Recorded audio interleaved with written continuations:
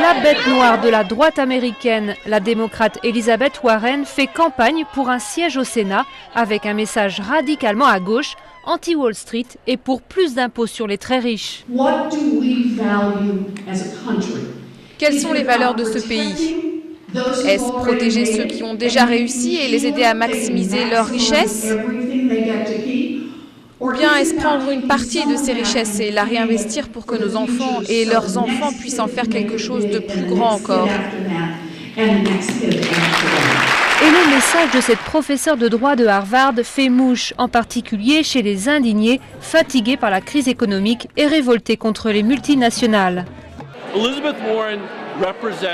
Elizabeth Warren est une élue qui comprend que même si on n'a pas les moyens de verser des millions de dollars à des groupes de pression, notre voix mérite d'être entendue. Mais pour gagner, Warren doit battre le républicain Scott Brown qui a créé la surprise en 2009 en raflant un siège acquis aux démocrates depuis près de 40 ans. Elle est aussi dans la ligne de mire des banques et des ultralibéraux, car c'est elle qui a fondé l'agence de protection des consommateurs avec la bénédiction du président Obama. Est-ce qu'Elizabeth Warren va survivre aux attaques des républicains, qui seront bien plus dures que ce qu'elle a enduré à Washington quand elle essayait de diriger l'agence de conseil des consommateurs?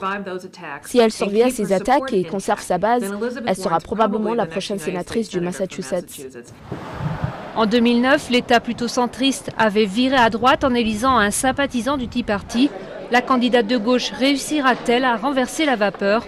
La course dans le Massachusetts promet d'être l'une des plus palpitantes des sénatoriales de 2012.